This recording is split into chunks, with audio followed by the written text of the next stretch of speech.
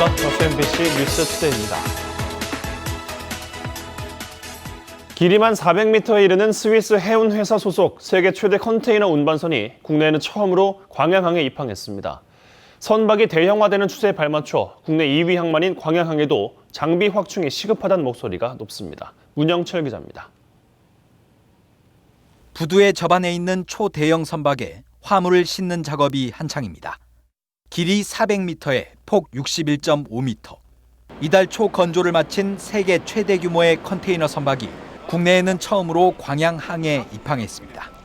Our pleasure to be like first vessel, like that vessel entering in this port, and everything was coordinated in very safety and very well.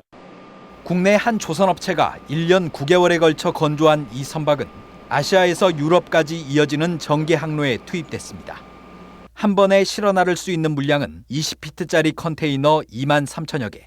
이를 연결하면 그 길이가 무려 145km로 서울에서 대전까지 거리와 맞먹습니다.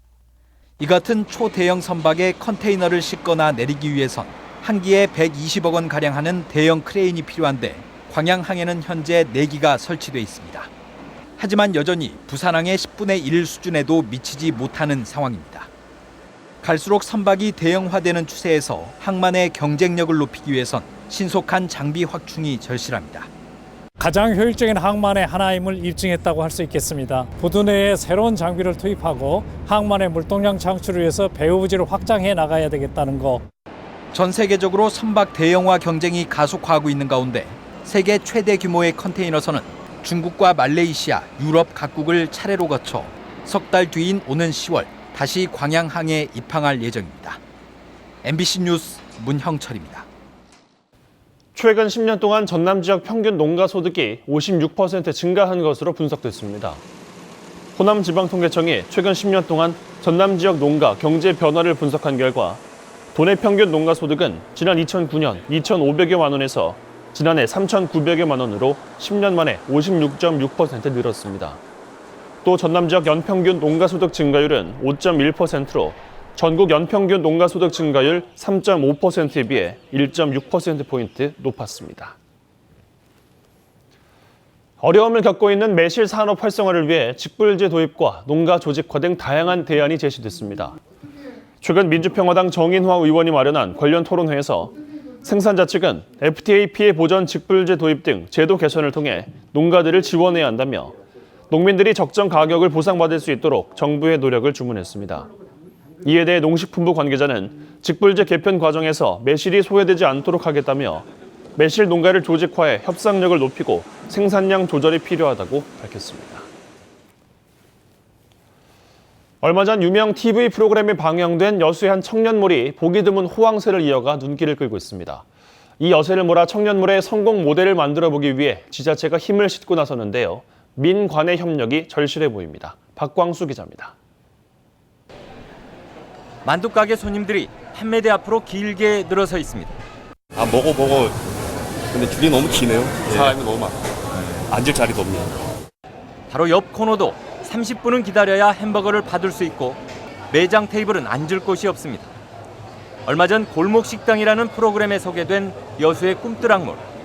이른바 백종원 현상으로 요즘 즐거운 비명이 터져나옵니다. 괜찮은 것 같아요. 방송에서 봤을 때보다는 좀 더 깔끔해진 것 같기도 하고 시스템도 좀 더 잡힌 것 같고. 하지만 지금의 호황이 장기적인 흐름으로 이어질 수 있을지는 아직 미지수입니다. 지난해 7월 개장된 이후 반짝 호황을 보였던 이곳은 이후 긴 침체를 겪었고 지금의 호황도 이대로는 6개월 이상 이어지기 어려울 것이라는 분석이 내부에서부터 나오고 있기 때문입니다. 지자체가 대대적인 시설 보강과 활성화 사업에 착수한 배경입니다. 식상한 푸드코트형 매장을 카페형 테마 공간으로 바꾸고 새로운 즐길거리를 보강하는 등의 과정에 오는 10월까지 13억 원의 공적 자산이 투입됩니다. 변화의 핵심은 자생력을 키우는 것.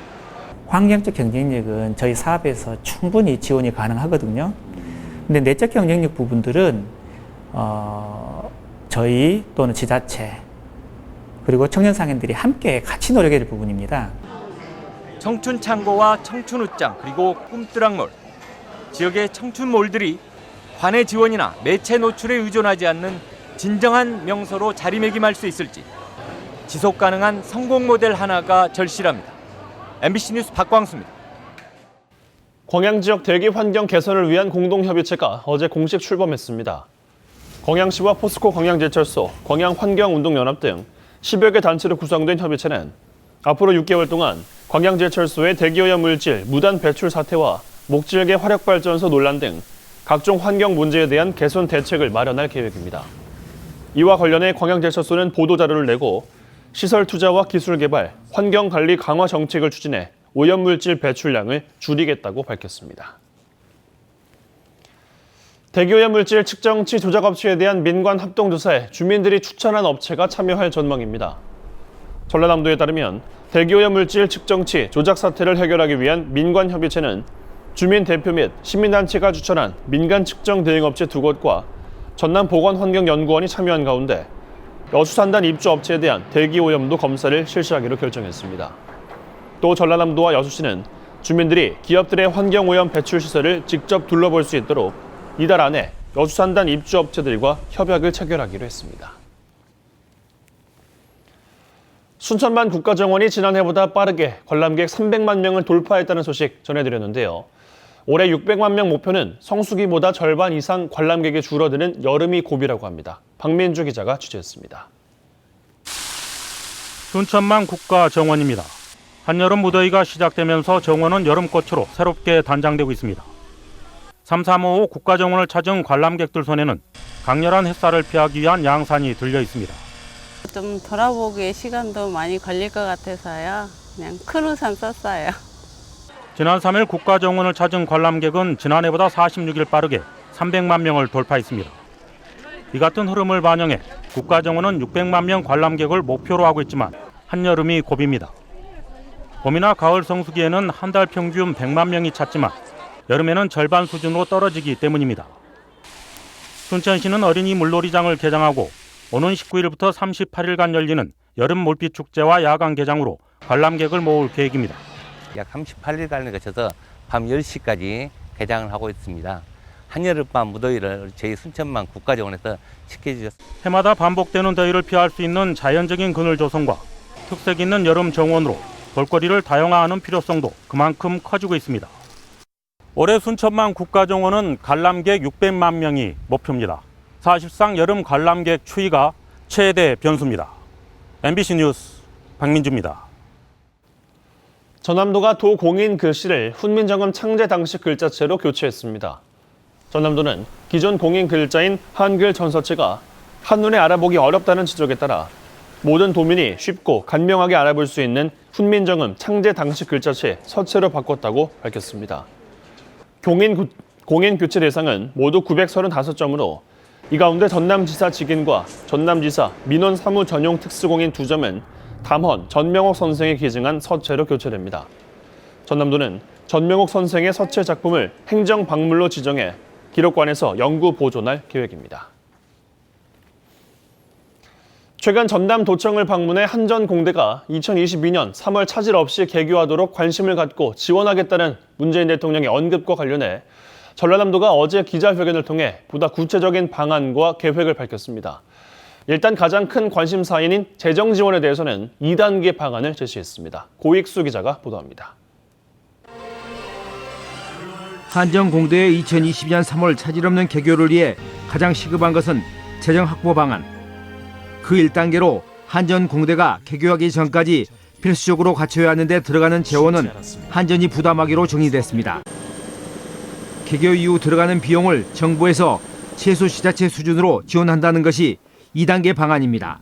2022년 3월 개교에 필요한 필수 시설을 한전이 자체 재원으로 건설을 하고 그 이후에 2단계로 되는 그 이후에 추가 확충 시설이나 이런 부분에 대해서는 정부가 지원한다. 최소 지자체 수준은 전남도와 나주시가 개교 후 5년간 각각 1,000억 원씩을 지원하기로 한 만큼 2,000억 원 이상이 될 것으로 보입니다. 이를 위해 전력산업기반기금을 활용하기 위한 전기사업법 시행령 개정이 필요하고 더 나아가 특별법 제정까지 검토되고 있습니다.